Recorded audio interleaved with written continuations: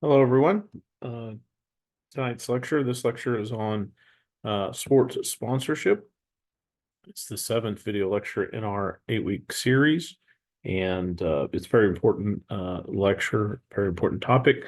Obviously, with sport management, sport marketing, sport communication, sponsorship, sports sponsorships are a way for sponsors, brands, companies to communicate to fan bases of teams and events and organizations.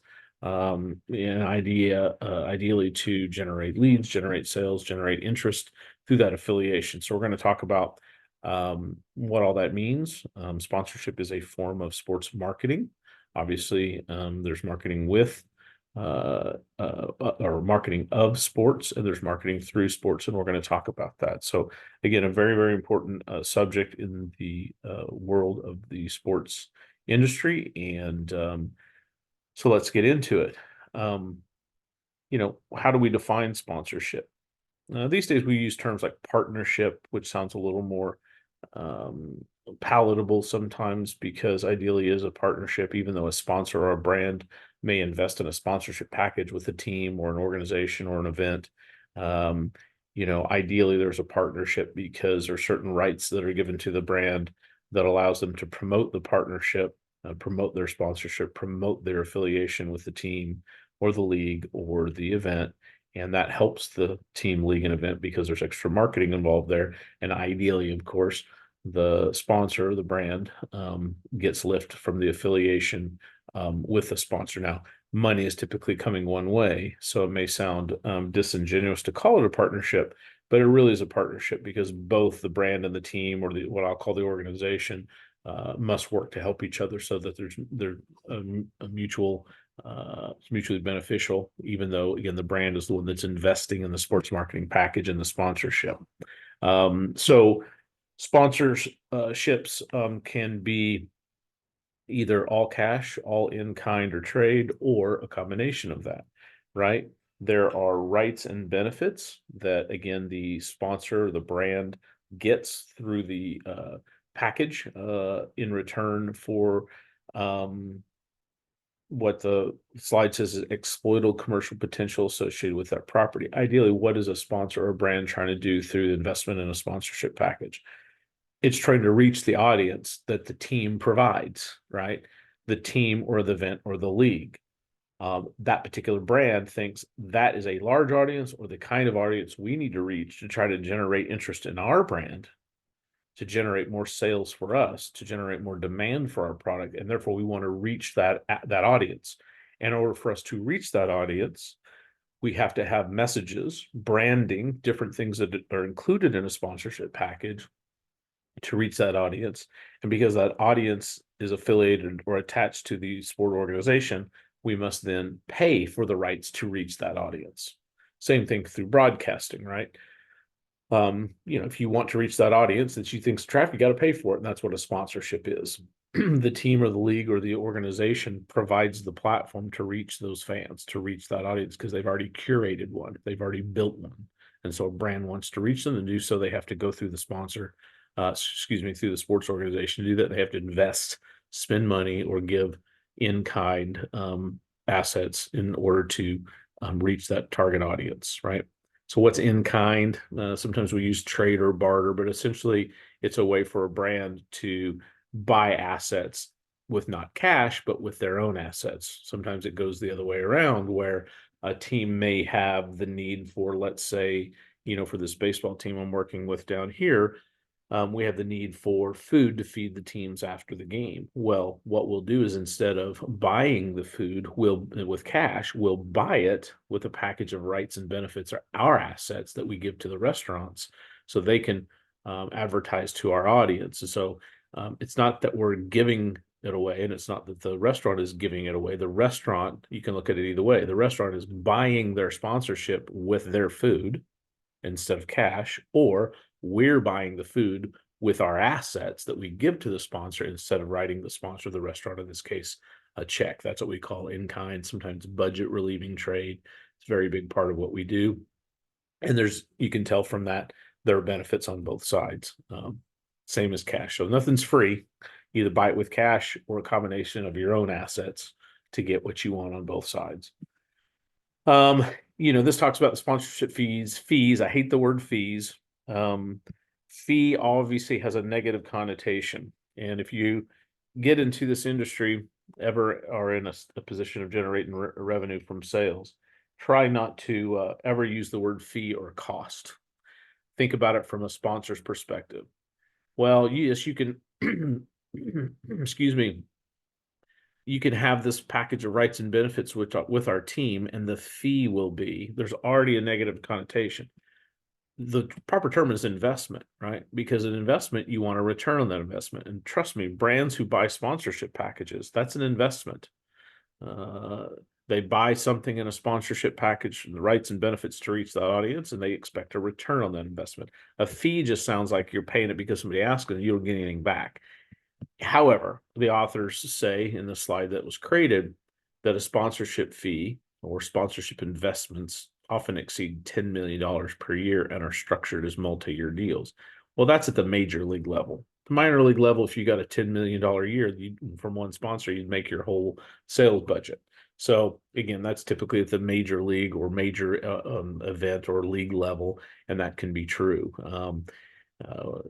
Where I make a living in the minor league or smaller organizational events and organizations, our sponsorship rights and benefits packages are going to be anywhere between $1,000 to $30,000. In different properties, they might be as high as $100,000. So they can get up there, but rarely are they $1 million or even close to that. Now, over the course of a multi-year deal, it may add up to that. And we as people that are trying to generate revenue for our sports teams and organizations, we definitely want multi-year deals. And we offer in exchange for a commitment of a multi-year, some sort of a break, right? Hey, you buy for 3 years instead of one, I'll sell it to you at a better rate. You get a better investment rate for your package across those 3 years, and allows us to cash flow, allows us as the organization to project, how money is coming in. And I think it's better for the sponsor too, although a lot of times sponsors don't want to make a commitment because they just don't know how things are going to change in their organization, and they're much more comfortable doing 1-year deals, a series of 1-year deals. That is all dictated on how supply and demand. If you're a sport team or organization that has a lot of leverage, you can say, look, it's a 3-year deal or nothing, right? Because you have plenty of other people that want to do business with you. However, not very many teams are in that kind of leverage position. They'd much rather have a sponsor, even if it's only for 1 year, and take a chance if they do a good job, that sponsor will continue to come back. The only way you can offer that is to say, look, you sign up for a multi-year deal. And again, instead of paying $10,000 a year, I'll give it to you for $8,500 a year over the course of 3 years, that kind of thing. So it just depends. It's all negotiable. But yes, it's definitely on the property side, the organization side, to try to get a multi-year deal at the highest package value they can. Sponsorship package rates are similar to other things. If you buy more things in bulk, you get a better deal across those items. Teams have a rate card that they use as a guide, but it's not a menu. You never show a sponsor a menu. Hey, here's all the things we have that you could buy. A sign has cost this, a radio ad costs that, a print ad in our game program costs this. You never show them a menu. You ask them what they want, you put together a proposal or solution you think works, you propose it to them at a package integrity rate, right? And a sponsorship investment rate. And so there's a rate card, there's a guideline that you use to try to generate or try to determine what you're going to ask in terms of an investment value. But again, it's not a menu. And why do people sponsor? Right? It provides a company, a brand, this association, this affiliation that you'll continue to hear me say, the value and exposure and opportunities that leverage its affiliation to achieve its marketing objectives. A brand wants to reach the audience to generate more leads and more interest. They buy the sponsorship package, they invest in it. Through that affiliation with that sports property, they get lift and they see positive return.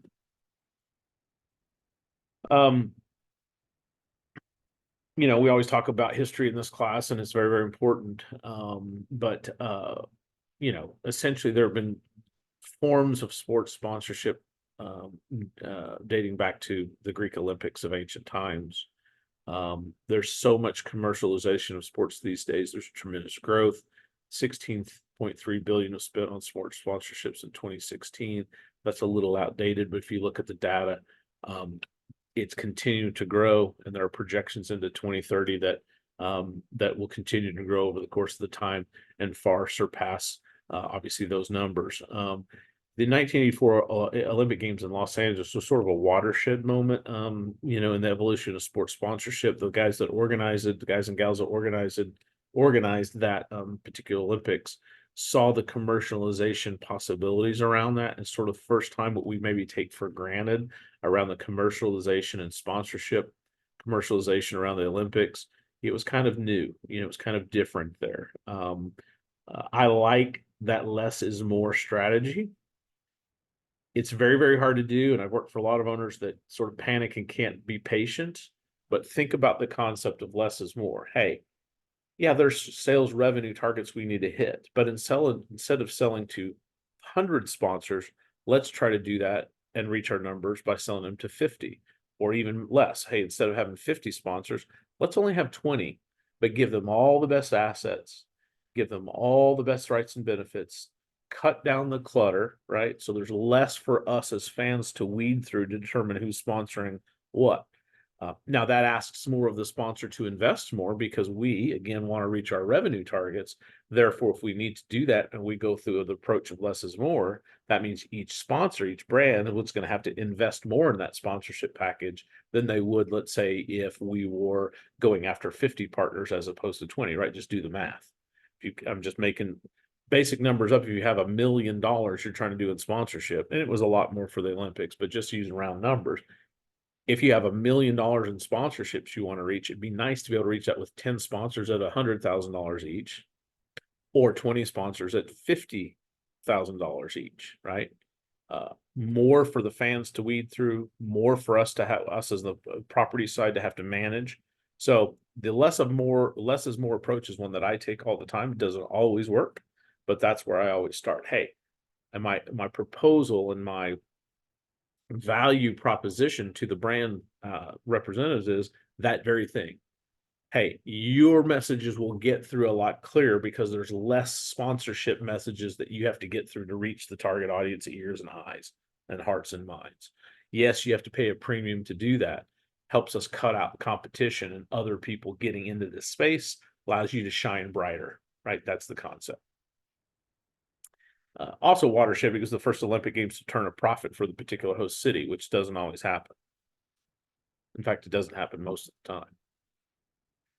Just a chart to show you, again, probably what you guys already know. This is changed a little bit here in 2022, 2023, 2024, but a lot of them are the same. The amount that they invest in sports sponsorships, you'll recognize a lot of these brands. And again, these are at the global or international or major league sport level.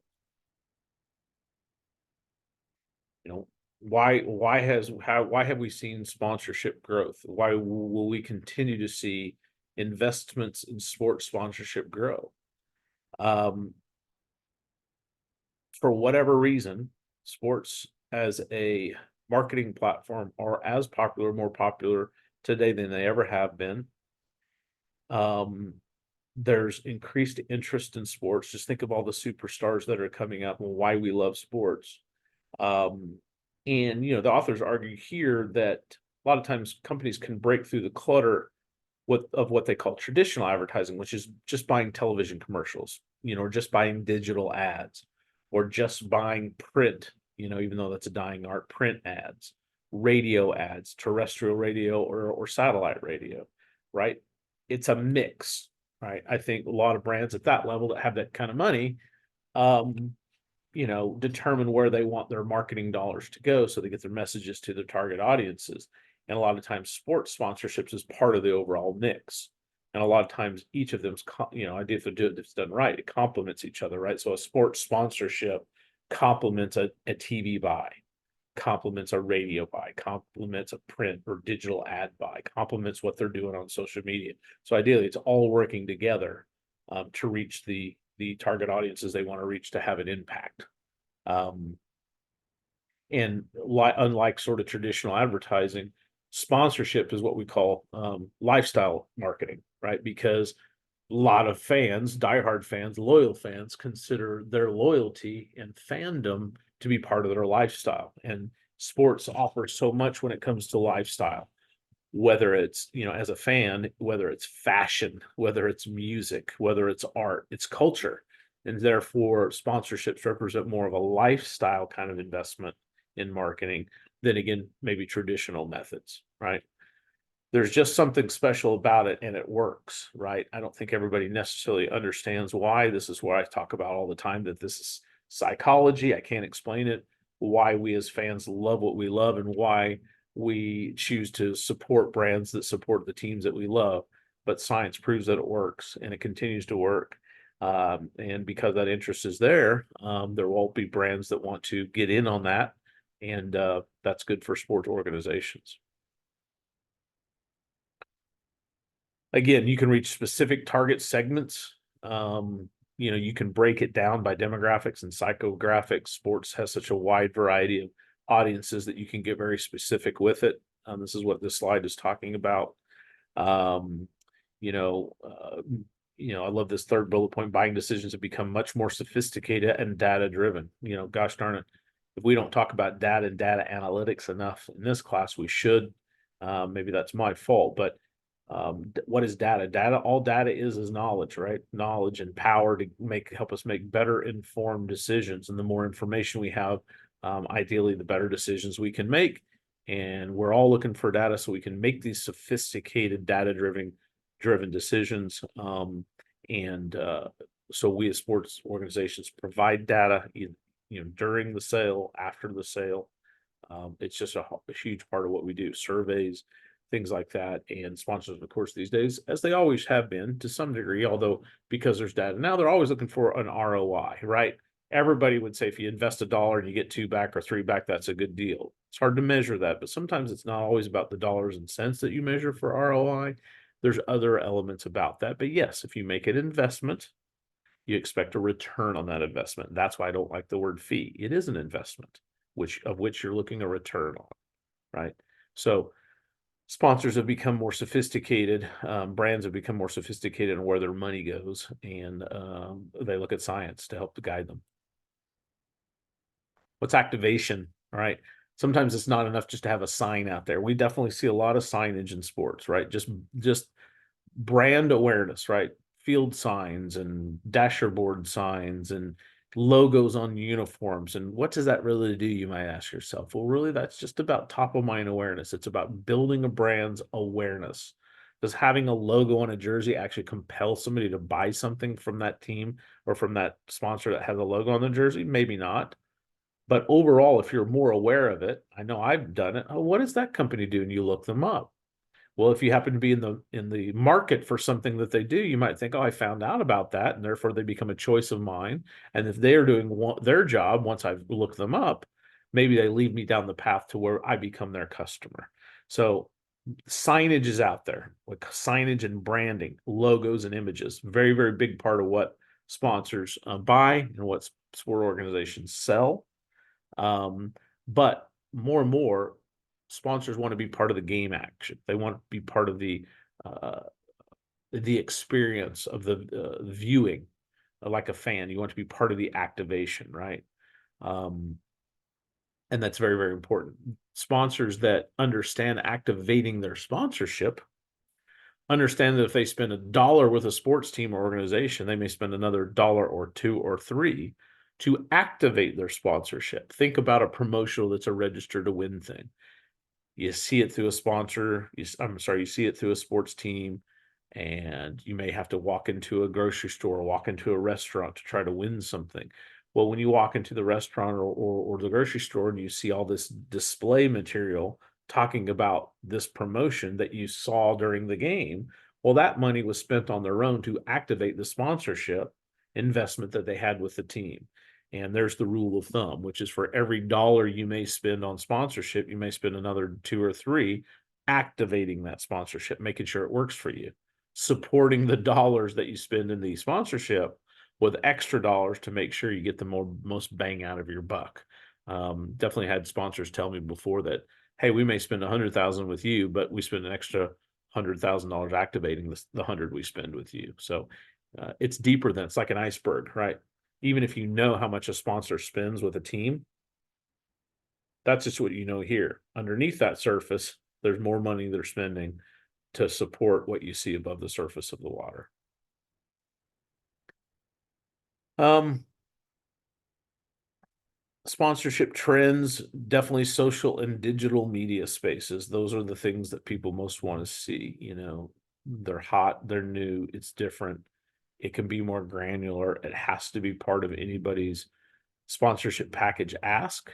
And most brands and sponsors that are looking to invest in a sport marketing package want to make sure that they're part of the team's social and or digital media spaces. And so I know that lately every sponsorship package I propose to a brand has some sort of level of inclusion across our digital spaces. Now, again, um, depend on what kind of property you are, what kind of assets you can have. But again, it's where everybody wants to be.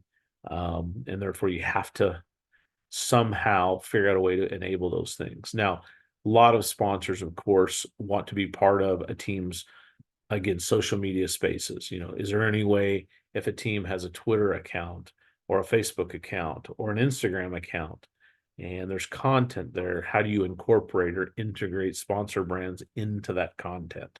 Because that's where we are. That's where we as fans and consumers are. And so you have to think about those things when you're putting together your package of rights and benefits for a sponsor that you're proposing a sponsorship package to. When I was talking about activation a couple slides before, other types of activations that the sponsors are looking at is this kind of stuff: promotions, in-game activations, right? Ways that they can drive sales and traffic to their website, into their brick and mortar stores, generating that demand, right? You need to be a part of the game action. Think about Taco Bell, steal a base, steal a taco when they're in the World Series. All right, that's a perfect example of what that is. Down here we sold a T-shirt toss to a car dealer. Those kinds of things. Where between any inning, the car dealer has a truck comes out, the promotional crew throws out a T-shirt. Right, you want to be part of the game action. You want to be part of the fan experience as much as you can, and therefore most sponsorship packages try to include something in there. It's good for the sponsor and good for the team and good for the fans, right? There's something in it for everybody. Makes the games more fun, right? Makes a sponsor's investment dollars and what they use them more memorable. Think about a T-shirt toss. One, it's fun to try to catch it. Sponsor loves that. Person who catches the T-shirt gets a free souvenir. Good for them. They put it on, they wear it around if it's a good looking design. And now the sponsor gets extra walk around advertising because they're on that T-shirt. And we, as the sport organization that sold the sponsorship, get that investment, get those revenue dollars from that sponsor that does that. So that's just an example of something that works all the way around like that. In baseball and in hockey, I've sold things that are sort of activated once you spell something out, right? In baseball, it's like a K count, right? For every strikeout, you put up a K. Well, what if the home team gets to 10 strikeouts in the pitching staff? Well, you reach 10 strikeouts, that kicks in a promotion activation, which is in everybody in the stands gets a free something from the sponsor, right? So you guys understand these things. But again, think about why all that works. You remember it, it's fun, the fans like it, makes the experience better. We get the investment from it. The sponsor loves it because it includes them in the game action and it helps them cut their messages through. And these are some of the ways that you do that, right? Giveaways, premium items, co-branded, t-shirt, cap, baseball bat, youth jersey, koozie, keychain, you name it. Doesn't always drive ticket sales, but it's great because the fan gets a souvenir. It has the logo of the team and the sponsor on it. Puts that sponsor's name in front of those fans on a regular basis. It's fun for the sponsors to get. Maybe you do something that drives a little traffic on it. There's different things you can do there. Continuity, your promotions requires fans to attend multiple games to obtain giveaways. Maybe there's a series of them. I know for the baseball team, every year we did a collectible ring, and people would come back every year because they didn't want to break the streak of collecting what the new ring was. That's a continuity promotion. Of course, the success of a promotion is based on so many things. Timing is critical. That's why we try to move it around. You might have a promotion that happens in baseball again in the first inning, in the first half of the year, and the eighth inning, the next half. You want to mix it up, but timing is critical for everything. How the team is doing, what the weather is like, that's dictated on the time of the season, who the opponent is. There's just so many things that are variables in there that determine whether something's going to be successful or not. Some things you can control, a lot of things you cannot, you being the sport organization yourself. And sponsors understand that. They get it. Trick is not to be stagnant. The trick is to have a sponsorship that's what I call organic, that breathes, right? Yes, they sign a contract. Yes, there's a list of things they get. Yes, you try to follow it to a T. But during that, because it's a partnership, if something's not working, you got to mix it up because you want it to work. That's good for everybody. Sponsor wants it to work. Fans want it to work. Sports organization wants it to work. And if it doesn't, you've got to be willing to change, right? So maybe you try a different kind of contest. Maybe you move the contest to a different time of the year. Maybe you throw it away altogether and bring something else in. But a contract is a framework, but it should be an organic, living, breathable agreement, partnership and agreement within the guidelines of what the investment is and the season and what the terms are. But it's got to continue to be open with a dialogue that changes as you go, so that you make sure that it's maximized in an efficient way. Again, this is just a slide that talks about different kinds of what we call in-store promotions. You've seen them. I've been part of some that have really, really worked and some that doesn't. I think the key for whether they really work is how we as for fans perceive what the potential win for me is. What's the win? If I register, if I invest in time, what do I get in return?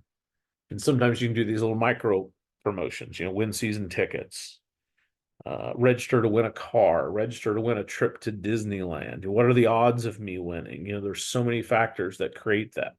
But ideally, the offer has to be intriguing enough, right?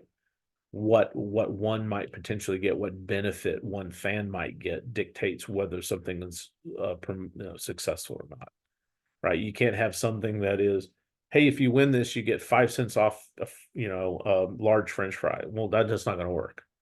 Or you get 10% off the purchase of something that costs $100,000, whatever. It's got to be compelling enough, reachable enough, obtainable enough.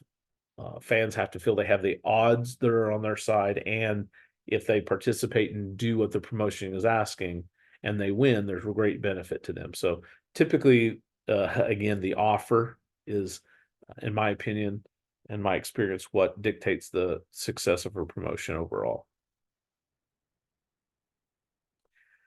Cross promotions are popular, right? You might bring in a media company and a brand to do a sponsorship package in which everybody benefits. If you combine forces between two companies that don't compete and they buy a sponsorship together, and it helps them all, again, they get more bang for the buck. We as a sponsor organization are just looking for this sort of investment amount, but it may come from one sponsor or two sponsors if they join up forces to do it, because they're non-competing, but yet they amplify each other. And so there's lots of ways you can do cross promoting. Like, to think of a grocery store and a brand within a grocery store sponsoring a team is the easiest one I could think of. It's in Tulsa area, Reese's sponsors the baseball team, and they have a promotion where if you win or you go to the store, you win something from Kraft or Tostitos or Pepsi or Coke, right? So you have Kroger's, who's a grocery store, and a brand within it, and they cross promote to do something with a team, and hopefully everybody wins, right? More bang for the buck. There's so many different things you can put. You've heard me use the term already, sponsorship rights and benefits. Rights typically mean the rights to use a team's marks and intellectual property to promote that partnership. You want to brag about that affiliation. And within that, you get these benefits, right? Sometimes you get category exclusivity, right? In your industry, the official or the exclusive car dealership of the exclusive official beer of, right? Those are typically, when you buy it or competition, a lot more money and what a brand would invest. But official designations, there it goes, right to use intellectual property, advertising support, in stadium signage and branding, PA announcements, obviously access to tickets and other types of hospitality, uh, lead generation, concourse booth displays, digital assets, social media shout outs, team merchandise. You can build packages with everything you can think of a team could do to entice somebody to do that. We have lots of packages we sold down here for the baseball team that include all these things, and four team caps to show your team spirit, right? So there's just so many rights and benefits, assets that you can put in a sponsor package. And ideally, what you put in there is what a sponsor tells you they're looking to do, right? You customize a package. You have your rate card, you have your inventory sheet, you listen to the sponsor, they tell you what their goals are and what they like. You build a package that has those solutions in it, and you go back and say, here's the solution I've come up with based on what you told me. We customize everything if we can, because you have to meet the sponsor's needs. That's the primary thing. What's their goals? What's their needs? What do they want out of the sponsorship? What are they looking to accomplish? And then you build the sponsorship package of rights and benefits around that, and that becomes the package that you propose. Rights fee, again, I hate the word fee. You're looking for a multi-tier rights fee. Is, in other words, what's the investment package for the rights and benefits? What is the sponsor what's the amount a sponsor is gonna pay? 1-year deal, 2-year deal, 3-year deal, 5-year deal, 10-year deal. Naming rights for stadiums are 20, 25 years. Advertising commitment and commitment to team-oriented promotions, right? So there are lots of different things a league and our team can offer to brands and sponsors as benefits. Governing body sponsorship entails securing official sponsor status. That's a big thing, right? That affiliation, say, I'm official. Does that imply everybody else is not official is unofficial? No, but think about what it does psychologically speaking. Hey, I'm an official sponsor. All that means is I've paid money and did a deal, and I got special status. I've got rights that I can brag about this promotion. You know, team sponsorships, league sponsorships. Obviously, you can sponsor an athlete, which is really more an endorsement. Student athletes now, of course, in the name, image, and likeness thing, that would be a form of sponsorship through ideally an activation to have that athlete use their influence to reach their followers. That's what that's supposed to be built around. So there are different entities a brand or a sponsor can invest in. Again, an event level. Think World Cup, think Super Bowl, think Olympics, think championship game, think Final Four, right? An event. The team itself, the league itself, the athlete, him or herself. So different levels, and somewhere all up and down that.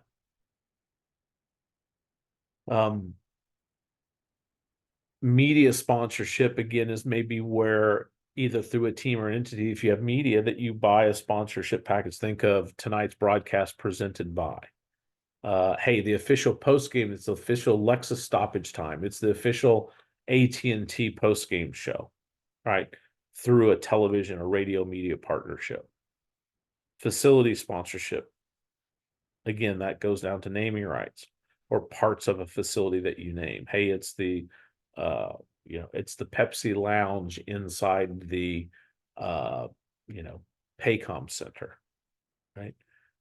An event sponsorship, a 5K, a run, a tournament. Just depends on what the entity is. And sometimes the organization has all those things. They have a facility, they run a tournament, they own a team, they have a media platform, right? All of these become assets that you can include in a package that you can present to sponsors to invest in to reach your audience that you're providing.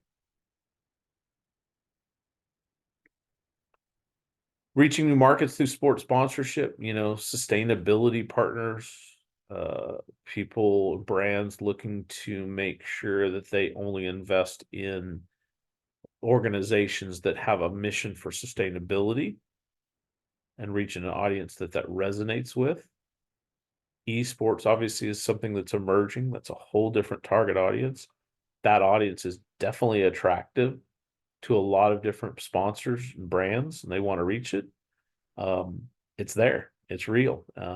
They'll know the demographic for whatever reason they think that their product or service appeals to that demographic. They're going to invest in esports, right? It's a younger, more global audience. Women's sports is something I talk about almost every single day in my regular job. Um, uh, the mood of the world, the zeitgeist of the times, rightly so, maybe long overdue, is that women's sports are starting to get their due and their respect more as something that is a viable entertainment product. I think they still fight for, they being women's sports, fight for recognition, viability in that space. And it's hard because there's so much competition out there, as you guys know, looking for our attention, for watching, our sports fandom. It's already divided so much, and now we got to make room for something else. That's up to us to decide. It's up for these women's sports teams and leagues to make it viable for us. It's their challenge, but it's starting to become more popular. And there's definitely a lot of investment going into women's sports, specifically women's soccer, and now, of course, women's basketball, about what's happening lately. So it's good, right? Multicultural and community building promotions. There are definitely ways that you can use sports sponsorships for cause marketing, to build communities, to reach a community, to show your community support. There's a lot of brands and companies we're signing up for sponsorship down here that really are trying to do it because they want to show their support and what's something good for the community. Maybe they're trying to reach different target audiences to have more of a multicultural reach too. So sports sponsorship can offer all of these things. Again, I've talked about how I believe you sell sponsorship packages through a method of consultation. But there are a lot of entities, organizations that do nothing but help brands consult with them about how they should put together a package, who they should talk to, what they should look for, what the pitfalls might be, because they're experts. They know in and out. I have a little consultancy myself. Right. If somebody asked me and wanted my expertise about, where I think they should invest, or if somebody proposes something, if they think this is a good deal or not, I'll tell them.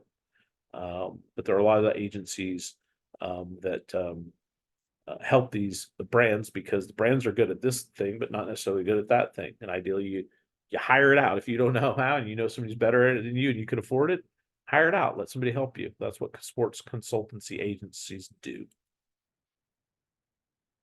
Sometimes, going back, sometimes they represent the brand, sometimes they represent the property itself.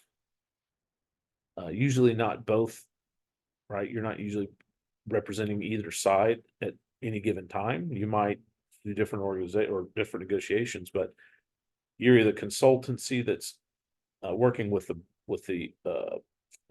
property itself, or your consultancy that's working for a brand that wants to reach and integrate interact with certain properties being sport organizations. How do you evaluate? Right, big part of what sport marketers do, evaluate whether it's working or not, right?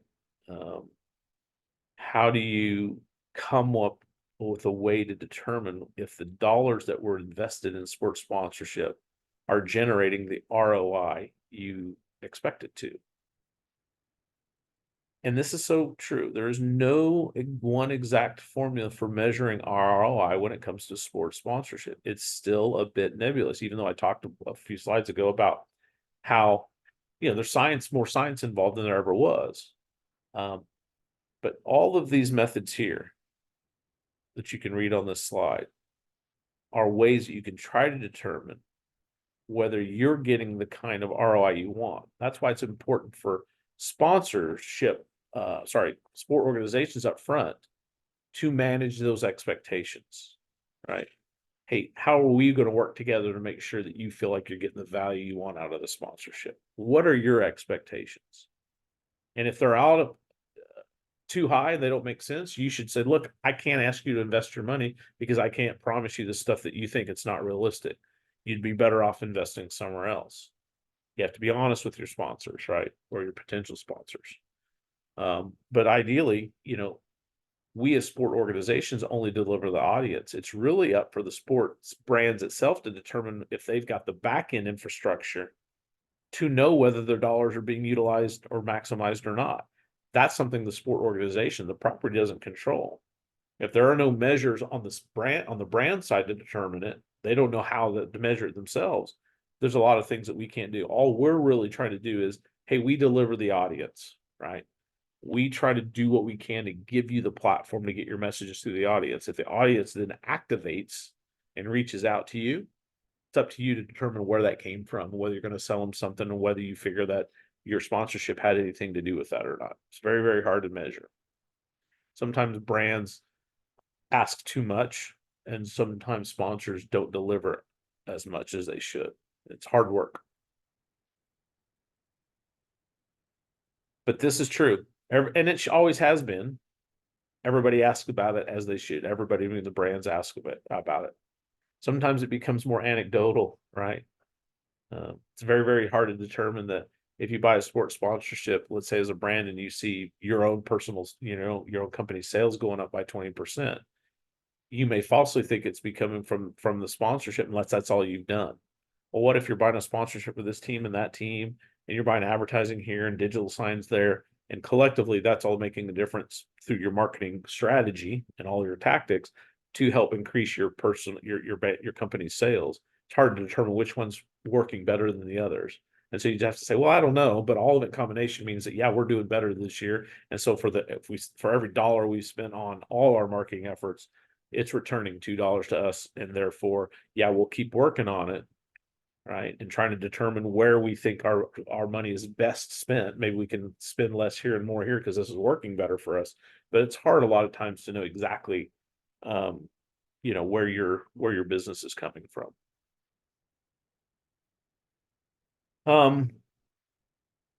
Surveys are great. This is data collection. Again, there's margins of errors here, but this is just asking questions. Hey, will you fill out a survey? I don't know if you guys do, but I get hit up for surveys all the time, and it's the right question. Hey, can you help us take a survey? We want to know if you know who we are, or is what we're doing in our sponsorship, we being the brand, effective? Can we ask you questions? Will you take this survey? Or the brands will hire professional firms to do market research for them to try to determine that. That's extra dollars they have to spend, because these companies don't do that for free either. But the more, again, data you collect, the more evaluation will help you determine whether those dollars are being spent right, and if not, how to adjust. So surveys are surveys, focus groups, intercept surveys, asking questions, getting to fans and asking questions. So obviously it's multi-billion-dollar industry globally. Again, you can look it up, but you'll see how it's projected over the next 6, 7, 8, 10 years for sponsorship investment to increase, because it works. How does it work? We're not sure. Again, previous slides will determine people are trying to get a handle on it, but enough people determine that this stuff really works that we're going to continue to invest in it, and organizations know that, right? As they should, as we get more sophisticated in what we do, the brands, these companies that do sponsorships, are going to put more emphasis on evaluating and measuring the return on investment. But because investment continues to grow in the sports sponsorship space, they being the buying public, the sponsorship buying entities that do that, have determined it works for them. Just a little bit of backtrack a little bit. We on the property side, a lot of times will do a proof of performance, a deck, essentially a presentation at the end of the sponsorship term to say, hey, here's what you bought, and here's another deck, a presentation that will show you how we fulfilled our obligation for the sponsorship. Here's everything you bought. This is how we fulfilled it. This is how we think it helped. This is how we think, if there are other measurements in there, data you can determine, to show that certain things were increased. If that data is shared with you from the brand, you can put it in there. But a lot of times you want to do, hey, let's sit down with you, sponsor rep, and I'll show you all the things that you invested and how we fulfilled our obligation to that. And next year we'll do the same. And obviously, sport organizations want to have maximize the retention of sponsors, right? If you have 20 sponsors one year, you want to have 20 the next, or even 25. You don't want to go from 20 to 17. You're going to lose some as you go. It just happens. But for any company to grow, you've got to make sure you shore up your base, or you can't grow. If you're losing more than you're adding, then it's all going to balance out, or you go backwards. And the only way you can do it is to take care of your sponsors, make sure that you're taking care of them, making sure that you deliver on your promises that you made to them when you asked them to invest in your sponsorship package in the first place. It's hard work, takes a lot of emotional and mental energy to do it. But in the end, it's very rewarding and very successful. And it's a way of helping people, which is fulfilling if you're a service oriented person. So I appreciate you guys watching this. For those that got to the end, if you have, I know that I still got to do a lot of grading and making sure you guys know where you are in terms of your potential grade. Apologize that it's taking longer than I want to. But if you have any questions about anything, the best way to do is to text message me and just identify yourself. You can send me an email as well, and I get to them as quickly as possible. I know sometimes not quick enough, but again, please be patient with me, and we'll get you taken care of. So till the next time, which will be our last time, we will see you then. And so again, thank you for listening, and we'll see you next time.